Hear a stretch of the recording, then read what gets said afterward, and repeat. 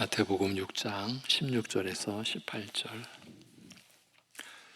내 아버지께 보이게 하려 함이라.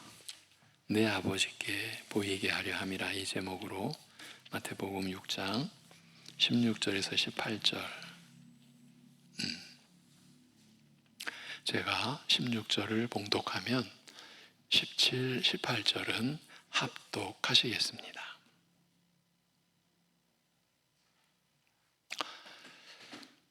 금식할 때에 너희는 외식하는 자들과 같이 슬픈 기색을 보이지 말라. 그들은 금식하는 것을 사람에게 보이려고 얼굴을 흉하게 하느니라. 내가 진실로 너희에게 이르노니 그들은 자기 상을 이미 받았느니라. 너는 금식할 때에 머리에 기름을 바르고 얼굴을 씻으라. 이는 금식하는 자로 사람에게 보이지 않고 오직 은밀한 중에 계신 내 아버지께 보이게 하려 함이라. 은밀한 중에 보시는 내 아버지께서 갚으시리라. 아멘. 마태복음 6장의 전반부는 사람에게 보이려 하지 말고 오직 하나님 앞에서 행하라는 가르침으로 구제와 기도와 금식에 관한 내용을 하나로 묶고 있습니다. 이 세 가지를 총괄하는 하나의 원칙을 제시하시되 의를 행할 때, 곧 하나님 앞에서 옳고 바른 도리를 따라 행할 때, 말씀의 지식을 따라 성령이 주시는 지혜를 가지고 행할 때 사람에게 보이기 위해 사람 앞에서 행하지 말라고 하셨습니다. 굉장히 어려운 문제죠. 우리가 어쩌면 일생을 사람들 앞에 나타내고 보이는 어떤 모습들이 우리의 몸에 배어 있지 않나. 이런 이제 우리의 관점에서 보면 사실 이러한 말씀은 성령의 역사로 우리가 그 은혜에 붙들리지 않으면 불가능한 삶이다. 우리가 그렇게 여겨야 그나마 우리가 이러한 말씀을 따라 우리의 삶의 변화가 일어나지 않을까, 그런 생각을 갖습니다. 사람의 인정과 칭찬과 영광을 구하여 사람을 의식하고서 행하지 말라는 뜻입니다. 사람에게 보이려고 행하는 것은 하늘에 계신 하나님으로부터 상을 얻지 못한다고 하셨습니다. 하나님 앞에서는 아무 의미와 가치가 없다는 뜻입니다. 사실 얼마나 무서운 말입니까? 하나님과는 아무런 상관이 없는 거예요. 그러나 오른손이 하는 것을 왼손이 모르도록 은밀하게 의를 행하면 사람은 보지 못하나 은밀한 중에 모든 것을 보시는 하나님께서 갚아주실 것이라고 하셨습니다. 오른손이나 왼손이나 다 같이 내 손이니까 어찌 오른손이나 왼손이 하는 것을 서로 모를 수가 있겠습니까? 그럼에도 이렇게 말씀하신 것은 어쩌면 내가 하는 것을 나 자신도 모르게 하라.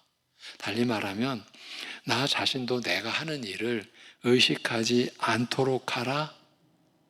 좀 더 노골적으로 표현하자면 은근히 내가 이렇게 대단한 일을 한다는 생각을 갖지 말라는 뜻이 아닌가. 여러분, 이런 경우가 없지 않잖아요. 은근히 내가 이렇게 대단한 일을 한다. 거기다가 이제 또 덧붙여지면 다른 사람은 못하는 일을 나는 하잖아. 이게 인간의 부패한 그 성정에서 나오는 솟아나는 어찌할 수 없는 거죠. 이게 우리의 모습이죠. 그런 생각을 갖지 말라. 그 말씀이죠. 아무도 보지 못하게 은밀히 행하는 일이니 사람으로부터 돌아오는 것은 없을지 모르나, 사람에게 아무 의미가 없을지 모르나 하나님께서는 이를 지켜보시고 이 일을 기억하시리라. 하나님께서 이것을 귀하고 가치 있는 것으로 여기시리라고 하셨습니다. 먼저 불쌍한 자에게 긍휼을 베푸는 일에서 구체적인 예를 들어 말씀하시되 가난한 자를 구제하는 일에서 그리하라고 하셨습니다.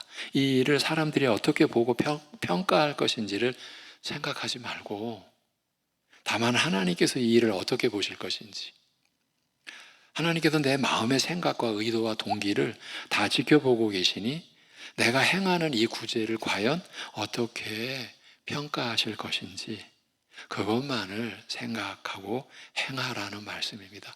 우리가 훈련해야 됩니다. 스스로 이 마음의 훈련. 내가 행하는 모든 일에 대하여 책임 물으시며 평가하실 분은 여러분 사람이 아닙니다. 오직 하나님, 내가 행하는 모든 일에 대하여 내 책임 물으시며 평가하실 분은 오직 하나님이시라는 사실을 잊지 말라는 말씀입니다. 신자들은 이런 가치관으로 살아가는 거죠. 그러니까 세상의 기준과 같을 수가 없어요. 잣대가 다르고요. 지게석이 달라요. 경계선이. 우리의 마음과 생각의 경계선이 다르다고요. 하나님의 평가, 우리는 그걸 의식하는 거예요. 나를 그렇게 사랑하시고 긍휼히 여겨주신 하나님, 그 하나님은 또 내가 행하는 모든 일에 대하여 책임 물으실 수 있는 분, 오직 평가하실 수 있는 분. 또한 기도할 때에도 사람에게 보이려 하지 말고, 달리 말하면요, 사람을 의식하지 말고 오직 은밀한 중에 계시는 하나님께 기도하라고 가르치셨습니다. 기도는 우리가 마음으로 때로는 이와 함께 입을 열어 하나님께 아뢰어 말씀드리는 것이므로 하나님만을 의식하여야 할 것은 너무나도 당연한 일입니다. 여러분, 자식이 부모에게 말씀을 드리는데 입은 열고 눈은 부모를 바라보면서 딴 생각하고 있다라고 하는 것은 못된 거죠. 아직 철 안 든 거죠. 그런데 인간은 그렇게 할 수가 있는 능력이 있어요. 희한하게. 하나님 앞에서도 우리가 그럴 수 있단 말이죠. 아니, 그렇게 하고 있어요. 그래서 예수님께서 이걸 가르쳐 주신 거예요. 또한 아무 뜻 없이 말만 나열하는 기도. 그건 기도가 아니다. 그냥 중언부언하는 거죠. 그런 기도를 드리지 말 것이며, 아무 뜻 없이 말만 나열한다. 생각 안 하는 거예요. 그러니까 마음이 지금 마음을 기울이지 않는 거예요. 마음을 쏟고 있는 게 아니잖아요. 그냥 주문식으로 그런 기도 드리지 말 것이며, 말을 많이 하여야 들으실 것이라는 생각으로 기도하지 말라. 이것은 이방인의 잘못된 종교 관습, 종교 관행이라고 하셨습니다.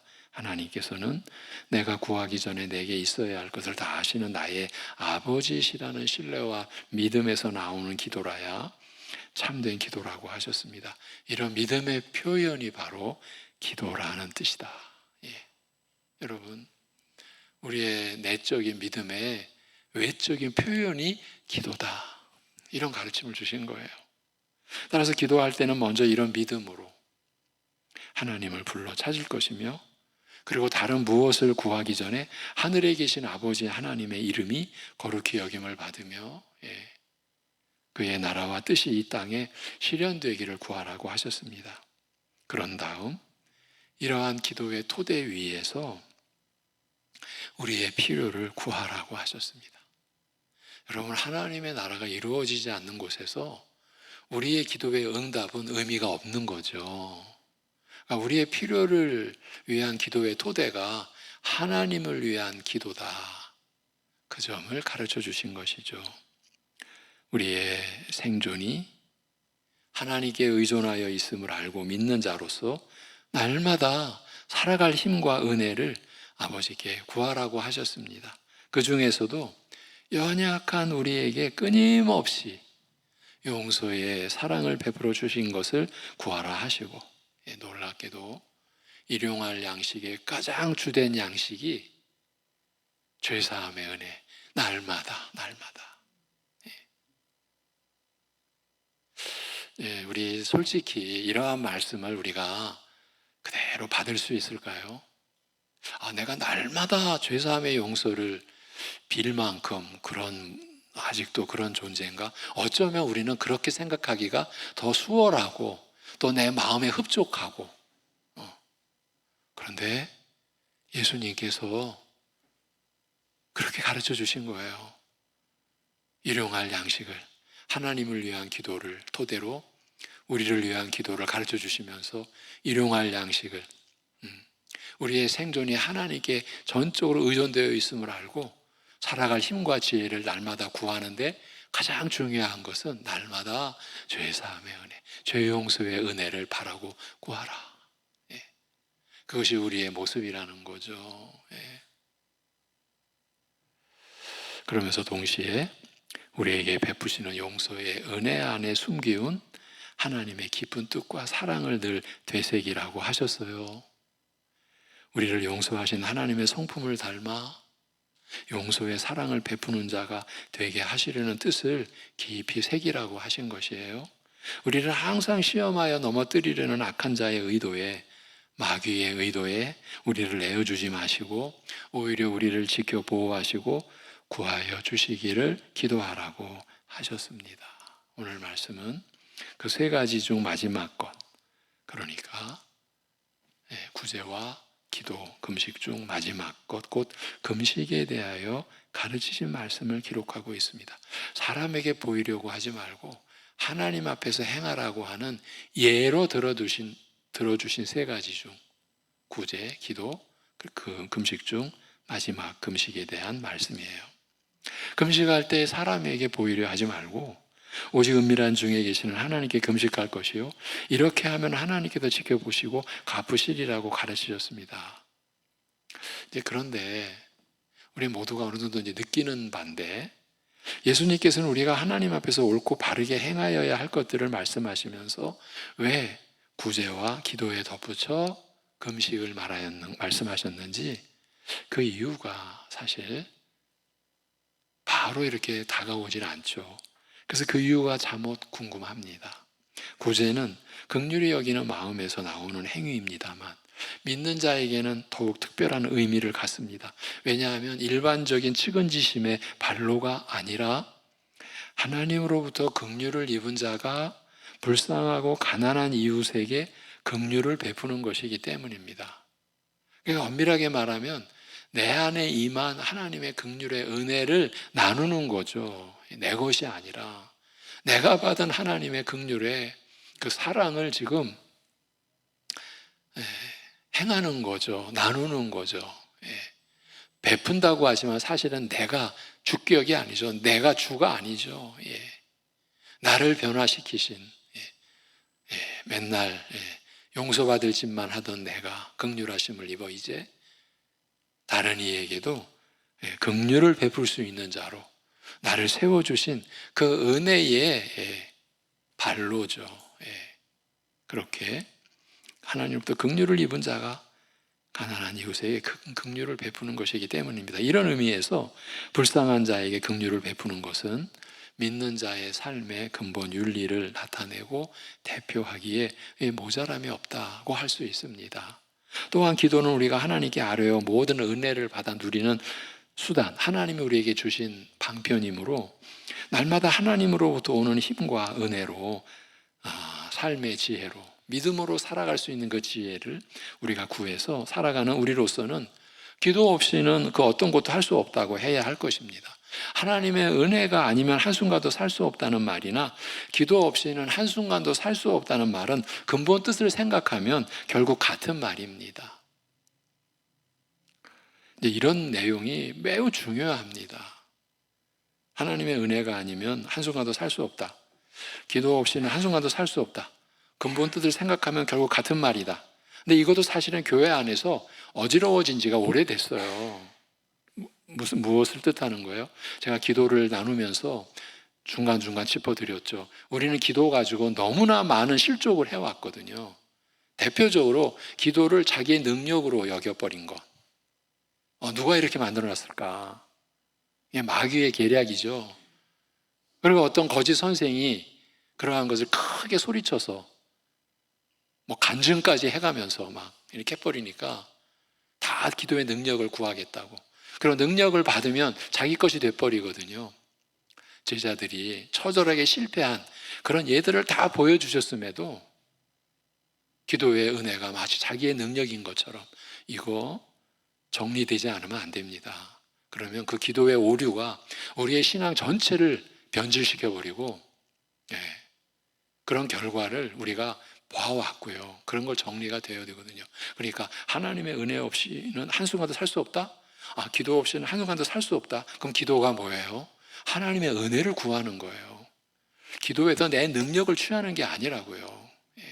이런 정리 한 번 더 짚어드리고, 그리하여 구제와 기도와 금식에 관한 말씀 중에서 기도에 관한 가르침이 가장 많은 분량과 중심적인 위치를 차지하는 것은 어떤 의미에서 당연한 것입니다. 그러나 구제와 기도에 이어 왜 금식을 언급하셨는가? 도대체 어떤 의미에서 금식이 긍휼을 베푸는 것이나 기도만큼 신자의 삶에서 크고 중요한 비중을 차지한다고 할 수 있는가? 일반적으로 금식은 기도와 관련하여 자주 언급되므로 그저 기도에 관한 가르침에 이어 그것과 밀접한 관계가 있는 금식을 덧붙여 그래서 언급하신 것인가? 그러나 앞서 취급한 구제나 기도가 믿는 자의 삶에서 각각 그 독자적인 의미와 큰 비중을 갖는 만큼 금식 역시 대등한 비중을 갖는다고 보는 것이 이 말씀의 흐름상 맞지 않을까? 바람직하지 않을까? 자연스러운 것 아닌가? 그렇게 여겨지는 겁니다. 특히 세례 요한의 제자들과 바리새인들이 금식하는 관행을 따르지 않는 그 예수님의 제자들에 대해 세례 요한의 제자들과 바리새인들이 지금 논쟁을 벌이는데 왜?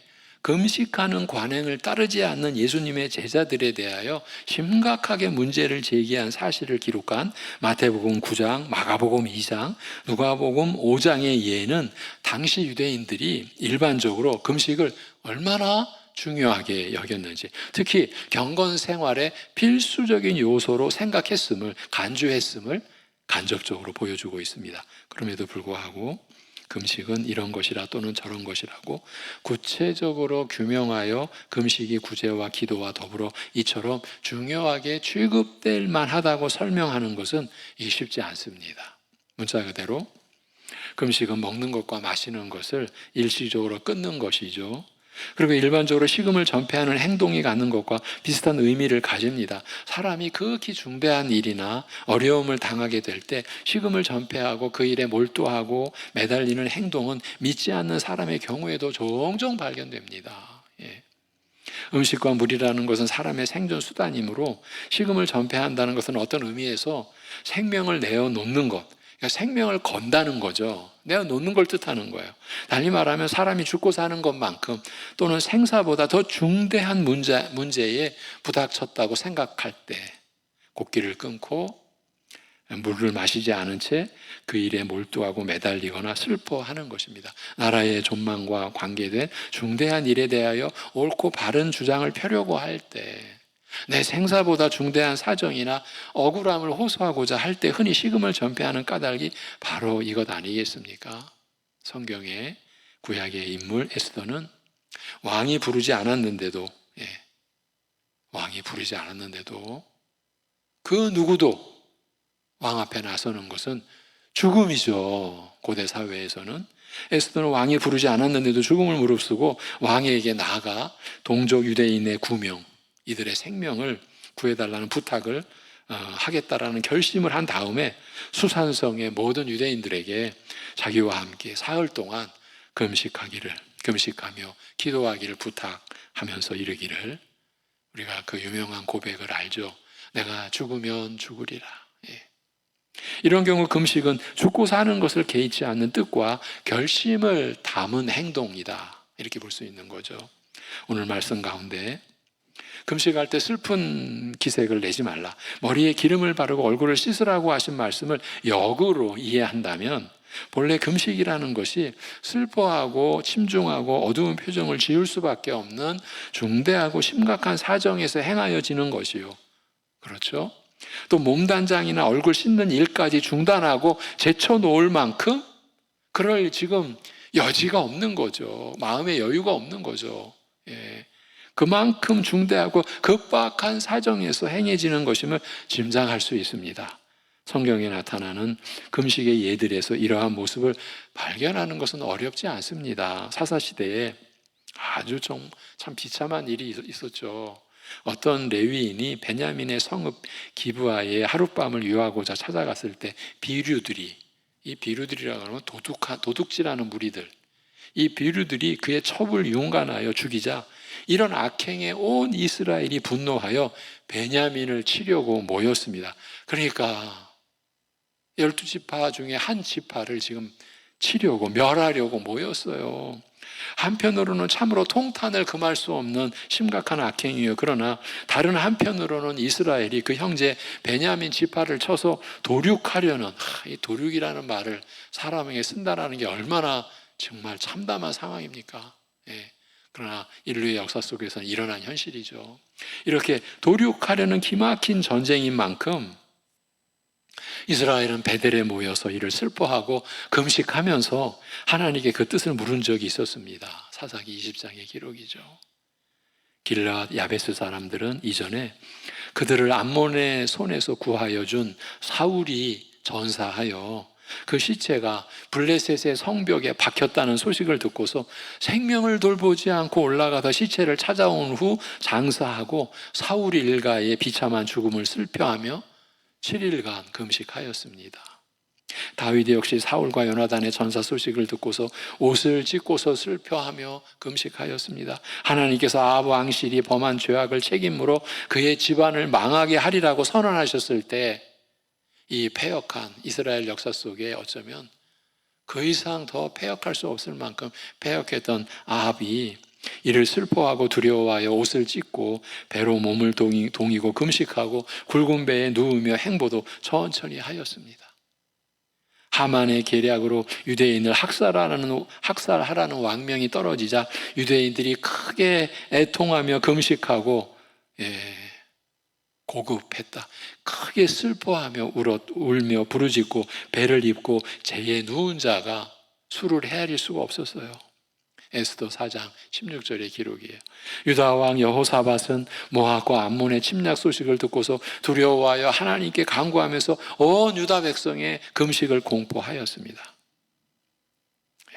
이러한 예들은 성경에서도 얼마든지 찾을 수가 있는 거죠. 그러나 우리 믿는 사람들에게 있어서 금식은 일반 세속인의 경우와는 조금 다른 뜻을 가집니다. 우선 믿는 자들에게 있어서 가장 심각하고 비참한 일은 바로 하나님 앞에서 죄를 범하는 것이라고 할 수 있습니다. 그들에게 닥치는 비참하고 두려운 일들이 다 죄와 그에 대한 하나님의 진노로 말미암음으로 불행의 근본 원인은 항상 죄이기 때문입니다. 그리하여 성경을 살펴보면 금식은 죄를 깨닫고 뉘우치며 자복하는 회개와 관련하여 가장 자주 언급되고 있습니다. 사무엘이 미스바에 온 이스라엘을 모으고 이방 우상신을 버리고 하나님께로 돌아오라, 회개하라, 그렇게 권고하였을 때 이스라엘은 금식하면서 죄를 자복하고 회개하였습니다. 선지자 요나가 나타나 40일 후에 니느웨 성이 무너지리라고 선언하자 이방인임에도 불구하고 니느웨 백성이 왕으로부터 남녀노소 거기에 짐승까지, 이 왕으로부터 남녀노소 짐승에 이르기까지 다 배를 걸치고 제 가운데 앉아서 금식하며 회개하였습니다. 엄중한 심판을 눈앞에 둔 이스라엘에게 요엘서 2장에는 하나님께서 직접 간곡히 권하시되 너희는 이제라도 금식하며 애통하고 마음을 다하여 내게로 돌아오라. 너희는 옷을 찢지 말고 마음을 찢고 너희 하나님의 여호와께 돌아올지어다라고 하셨습니다. 그러나 우리 믿는 자에게 있어서 이 금식은 단순히 염려와 불안과 두려움에 떨거나 슬퍼하는 것으로 그치거나 죄를 자복하고 회개하는 것으로 끝나는 것이 아니라 항상 하나님의 은혜를 적극적으로 바라고 구하는 것으로 이어졌습니다. 그리고 바로 이러한 독특한 성격 때문에 금식이 하나님께 사정을 호소하고 은혜를 구하는 기도와 밀접하게 관련되어 나타나는 것입니다. 다니엘은 하나님의 심판으로 예루살렘이 황무하게 된 일을 생각하면서 금식을 작정하고 이렇게 기도하였습니다. 예. 예. 다니엘도 지금 포로로 잡혀온 신분의 이스라엘인 아닙니까? 그런데 하나님의 심판으로 예루살렘이 황무하게 된 그 소식을 듣고 그렇게 된 일을 생각하면서 금식을 작정하고 이렇게 기도하였습니다. 온 이스라엘이 주의 율법을 범하고 치우쳐 가서 주의 목소리를 청종치 아니하였으므로 이 저주가 우리에게 내렸으되, 그러니까 이 나라가 멸망하고 예루살렘이 황폐하게 되는 이러한 이 저주가 자신들의 율법을 범한 죄라는 걸 고백하고 있는 거죠. 이 저주가 우리에게 내렸으되 곧 하나님의 종 모세의 율법 가운데 기록된 맹세대로 되었사오니 이는 우리가 주께 범죄하였음이니이다. 그러나 다니엘의 이 금식 기도는 죄의 자복과 회개로 그친 것이 아니라 하나님의 긍휼과 은혜를 구하는 적극적인 기도로 이어졌습니다. 예. 그러하온즉 우리 하나님이요, 지금 우리가 주께 범죄하였음입니다. 유구무원이라고 그러죠. 입이 있어도 할 말이 없는 지금 처지 아닙니까? 그런데 그러하온즉 우리 하나님이요, 지금 주의 종의 기도와 간구를 들으시고 주를 위하여 주의 얼굴 빛을 주의 황폐한 성소에 비추시옵소서. 구약에서 주의 얼굴 빛을 비춘다, 이게 우리에게 은혜를 베풀어 주신다라고 하는 가장 실제적인 묘사죠. 얼굴을 들어 얼굴에 빛을 비춰주시는 거예요. 이렇게 주의 얼굴 빛을 주의 황폐한 성소에 비추시옵소서. 나의 하나님이요. 앞에서는 우리 하나님이요, 여기서는 나의 하나님이요, 귀를 기울여 들으시며 눈을 떠서 우리의 황폐한 상황과 주의 이름으로 일컫는 이 성을 보옵소서. 우리가 주의 앞에 간구하옵는 것은 우리의 의를 의지하여 하는 것이 아니요 주의 큰 긍휼을 의지하여 함이오니 주여 들으소서. 주여 용서하소서. 주여 들으시고 행하소서. 여러분, 이것이 주의 그 크신 긍휼과 인자하심에 대한 절대 신뢰를 갖고 있는 그런 믿음의 표현이죠. 앞에서 기도는 믿음의 자기 표현이라고 했죠. 이 믿음의 표현인 거예요.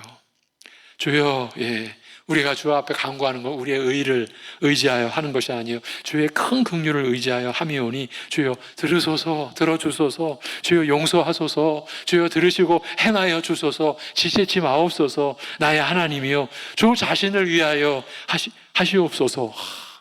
얼마나 담대합니까? 나의 하나님이여, 주 자신을 위하여 하시옵소서. 무슨 말입니까? 우리에게 주의 이름을 주시지 않았습니까? 근데 우리가 이렇게 범죄하여 멸망에 처하고 저주에 임했음에도 우리에게 주신 그 주의 이름을 위하여, 주를 위하여 하시옵소서. 주의 성과 주의 백성이 주의 이름으로 일컫는 바 됨이니이다. 이렇게 적극적으로 하나님의 은혜를 구하는 거죠. 하나님께 은혜를 구하는 기도와 함께 이루어지는 금식은 그 기도의 절박함과 간절함과 진실함을 나타내는 방편이었습니다. 절박함, 간절함, 그 진실함을 담는 그릇, 그게 금식이라는 거죠. 상한 심령으로 하나님의 인자를 바라고 구하는 심정을 다윗이 피력하되,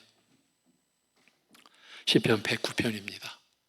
금식함을 인하여 내 무릎은 약하고 내 육체는 수척하오니 여호와 나의 하나님이여, 나를 도우시며 주의 인자하심을 쫓아 나를 구원하소서. 이것이 여러분 믿음의 기도인 거예요. 믿음의 말씀으로 드리는 기도인 거예요. 주의 인자하심을 따라 나를 구원하소서. 내가 지금 구원받을 수 있는 근거와 토대는 이 땅에 없다라는 거예요. 내게도 없다라는 거예요. 오직 주의 인자하심을 따라 나를 구원하소서. 여러분, 이것이 교회의 기도고 이것이 우리 신자의 기도입니다. 여러분, 이런 기도를 드려놓고, 야, 내가 남보다 기도했잖아, 많이 기도했잖아, 내가 기도에 능력, 응답받는 능력이 있잖아, 여러분, 이런 식으로 나가면 어떻게 되겠습니까? 그러니까 우리의 기도가 사실은요 말씀이 없는 기도를 우리가 많이 배웠고 많이 해버렸어요. 이게 제가 여러분과 똑같은 시대를 살아오면서 여러분이 아시다시피 저는 온갖 기도원서부터 아파트 기도원, 산속의 기도원 다 쫓아다니고 경험하면서 처절하게 그 더러워진 구습에서 벗어나려고 몸부림친 그런 얘기를 지금 전해드리는 거예요. 여러분과 똑같이 겪었던 것. 여러분 그런 곳에 가면 하나예요. 기도하는 거는 능력 받아서 한 건 하겠다는 거죠. 세상 말로 대박, 영적인 대박을 좀 탐욕이죠. 우상을 섬기는 거죠. 기도하면서 우리는 우상을 숱하게 섬겨왔어요. 이렇게 다윗의 기도를 들려드렸어요. 또 선지자 이사야의 책망, 곧 너희가 금식하는 날에 오락을 찾아 얻으니.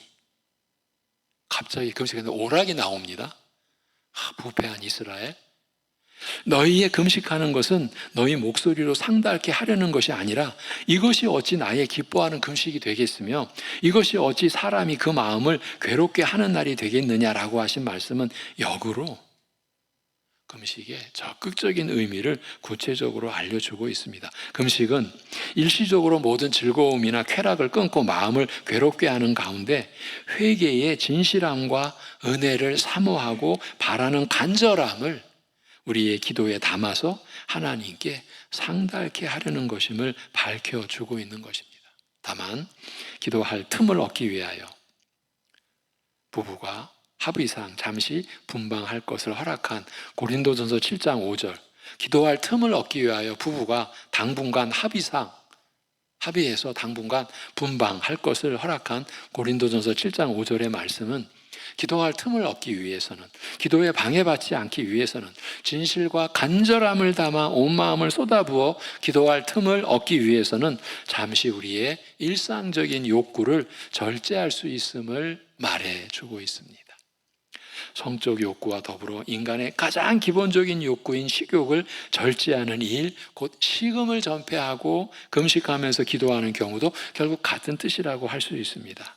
이런 경우는 금식이 경건의 유익을 위하여 정당한 욕구를 스스로 제한하고 절제하는 한 가지 예라고 할 수 있습니다. 금식할 때 머리에 기름을 바르고 얼굴을 씻으라고 하신 오늘 말씀은 역으로 금식이라는 것이 일체 모든 단장을 제하며 우리의 외적 모습을 아름답게 꾸미는 일을 제쳐놓고 얼굴 씻는 기본적인 단장까지 놓아버린 채 오직 마음을 기도에 쏟아붓는 우리의 마음을, 또는 오직 하나님께만 그 심령을 향하게 하는 자기 절제임을 암시하고 있습니다. 구약에서는 이런 자세를 가리켜 흔히 스스로 영혼을 괴롭게 하는 것이라고 표현합니다만, 풀어서 설명드리면 스스로 자신을 낮추어 겸비하며 삼가는 것이라고 할 수 있습니다. 스스로 영혼을 괴롭힌다는 것은 스스로 자신을 낮추며 겸비하여 삼가는 것이죠. 그리고 1년에 한 차례 이스라엘 시대에 이스라엘 백성들 모든 죄의 더러움을 속하는 대속죄일, 이스라엘 역으로 7월 10일이었죠. 그 대속죄일과 같이 이스라엘에게 있어서 극히 중요한 날에는 성회로 모여 스스로 영혼을 괴롭게 할 것을, 더 쉽게 표현한다면 스스로 겸비하여 삼갈 것을 요구하는 것입니다. 이것은 시내산에서 금송아지 우상으로 범죄한 이스라엘이 그 이후로는 모든 단장품을 스스로 제하고 하나님 앞에서 근신하며 스스로 삼가는 자세를 취한 것과 같다. 여러분, 이렇게 지금 스스로 영혼을 괴롭게 한다, 스스로 겸비하여 삼가는 자세를 취한다라는 것은 이게 자신들이 지금 저지른 죄악의 규모와 이게 지금 비례하는 거죠. 여러분, 시내산에서 지금 하나님과의 언약을 맺으며 모세는 하나님의 말씀, 율법을 받는데 지금 산 밑에 이스라엘 백성들은 금송아지 세워놓고 이 금송아지가 우리를 애굽에서 탈출시켜준 하나님이다 이랬지 않습니까? 그런 만큼 저들은 더 모든 단장품을 스스로 제하고 하나님 앞에서 근신하며, 이 죄를 깨달아 가던 그 백성들은 얼마나 간절하게 절박하게 하나님 앞에 자신을 낮추며 하나님 앞에 매달렸겠습니까? 과부된 지 84년 된 안나가 성전을 떠나지 아니하고 주야에 금식하며 기도함으로 섬긴 것은 금식이 하나님을 적극적으로 섬기는 일과 더불어 행하여진 경우라고 할 수 있습니다. 평생을 과부로 살면서 모든 육적 즐거움을 포기하고 절제하면서 오직 기도로 섬기는 안나의 경건한 삶을 증거하는 표였던 것입니다. 특별히 죄나 회개와 상관없이도 어떤 중대한 결정을 내려야 할 경우 금식하는 것은 개인으로나 교회로서 드문 일이 아니었습니다. 이방인을 향하여 복음의 문을 여는, 그야말로 이건 역사적인 지금 전환점이죠.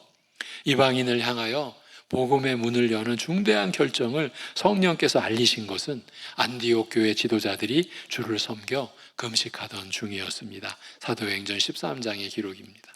바울이 소아시아의 각 교회에서 장로들을 택하여 세우고 저들을 주께 부탁할 때 금식하며 기도하였습니다. 특히 모세의 40일간의 금식이나 엘리야의 40일 금식 여행, 그리고 시험 기간 중 예수님께서 40일 동안 금식하신 것은 하나님의 중대한 일이나 사명을 위한 준비로서 더욱 중요한 절제와 근신의 뜻을 가다듬는 행동이었다라고 할 수 있습니다. 이처럼 금식이라는 것을 자세히 살펴보면 우리의 연약함과 비참, 죄악과 슬픔과 회개, 기도, 경건 등 믿는 자의 삶의 다양한 방면과 두루 연결되어 있다는 것을 알 수 있습니다. 믿는 자에게 있어서 중요한 삶의 자세, 그 절제와 진실과 간절함과 진지함 등을 나타낸다고 말할 수 있는 것입니다. 그리고 금식 안에 함축된 이러한 자세들은 사람을 향한 것이 아니에요. 모두 하나님을 향한 것들입니다. 믿는 자가 자신의 연약함과 죄악을 슬퍼하며 뉘우치며 애통하는 것은 결코 자신이나 다른 사람을 향하여 탄식과 슬픔과 자신에 대한 연민의 정을 토로하는 것이 아닙니다. 오직 하나님을 향한 것입니다. 회개라는 것 자체가 바로 하나님을 향하여 돌이키는 것, 하나님께 돌아가는 것을 의미하지 않습니까? 우리의 기도가 하나님을 향한 것이면 말할 필요조차 없거니와 우리의 경건 역시 오직 하나님을 향한 것입니다. 죄에 대하여 죽고 하나님을 향하여 사는 것이기 때문입니다. 오늘 말씀에서 예수님께서는 금식의 예를 빌려 이 모든 요소들이 무엇보다 우선 하나님과 관계된 것들이요, 하나님을 향한 것들이라고 가르치고자 하셨어요. 이런 것들은 결코 사람에게 나타내 보이기 위한 것이 아니므로, 그래서 금식할 때 일부러 침중하고 슬픈 기색을 나타내며 얼굴을 흉하게 하지 말 것이며 오히려 머리에 기름을 발라 단장하고 얼굴을 깨끗하게 씻어 마치 사람에게는 금식하지 않는 듯 보이게 하라고 말씀하신 것입니다. 중요한 것은 하나님을 향한 우리의 내적인 자세, 그렇죠? 그리고 금식은 이러한 마음의 자세와 영적 내용을 담는 그릇이요, 형식입니다. 이런 의미에서 금식은 고행 그 자체가 의미와 가치가 있다라고 생각하는 고행주의와는 다릅니다. 이것도 역시 신앙이 아닙니다. 골로새서에서도 암시했죠.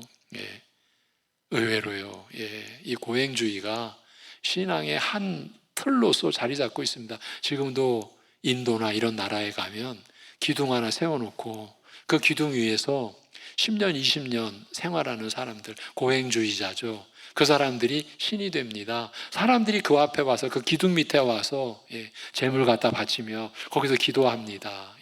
그가 신인 거죠. 이게 이 세상의 종교 관행 중에 또 하나의 특별한 모습이에요. 여러분, 우리는 고행주의가 아닙니다.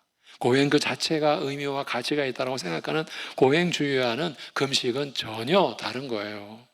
금식에 있어서 밥을 굶는 그 고통 자체는 아무 의미가 없으며 다만 앞서 말한 영적 내용이 그 안에 담길 때라야 의미를 가지기 때문입니다.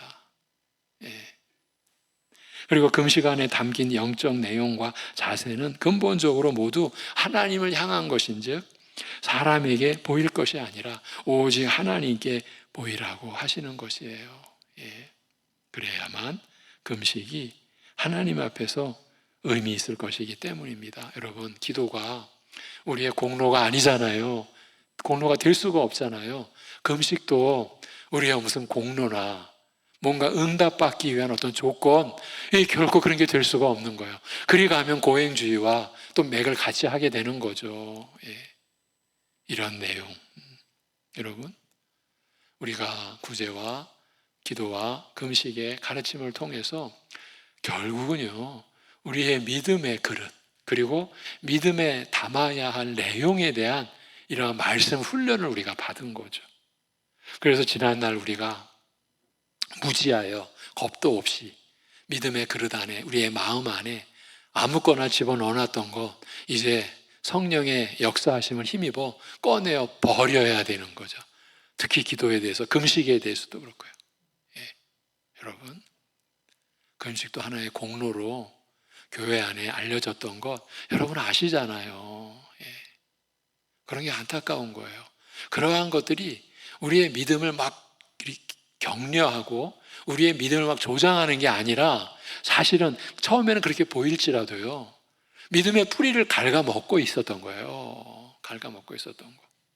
아, 나도 저런 금식해가지고 공로 쌓아야지. 그러면 나중에 그 금식은 필요 않고 은밀한 자랑거리가 되는 거죠. 아, 나 이런 금식 했었어. 자기의 계급 딱지가 되는 거죠. 우리 교회는, 한국교회는 그러한 실수도, 그러한 우도 사실은 범해 왔었어요. 예.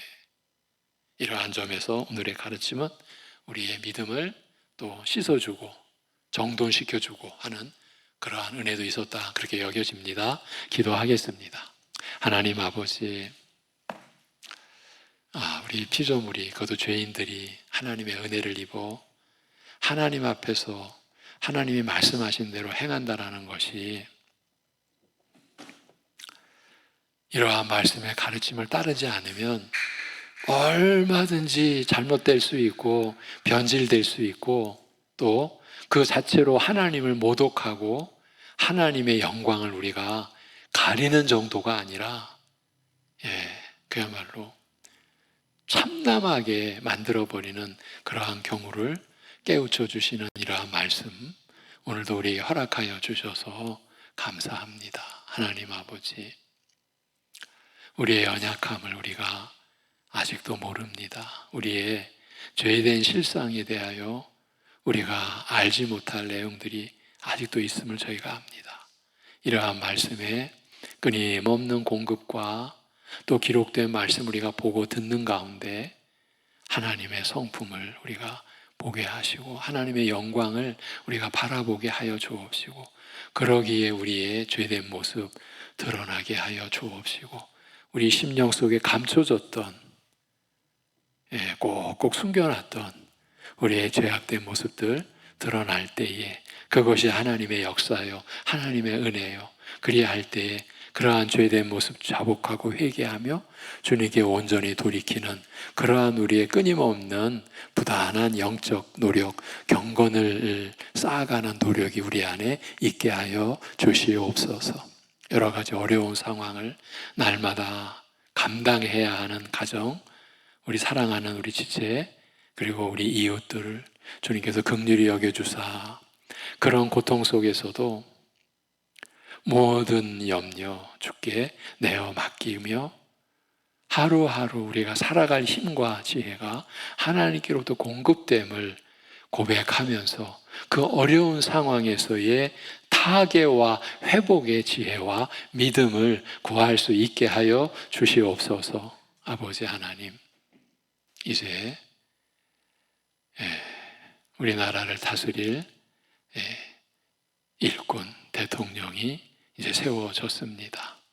하나님께서 부여하신 위임된 권위요 권세라고 하는 그 인식이 그 세움받은 통치자뿐만 아니라 우리 모두에게 있게 하여 주옵시고, 그리하여 주께로부터 받은 권위로 나라를 섬기며 다스리고 국민들을 섬기며 다스리는 중심이 처음부터 끝까지 그 통치자에게 임하고 역사하도록 은혜를 베풀어 주시옵소서.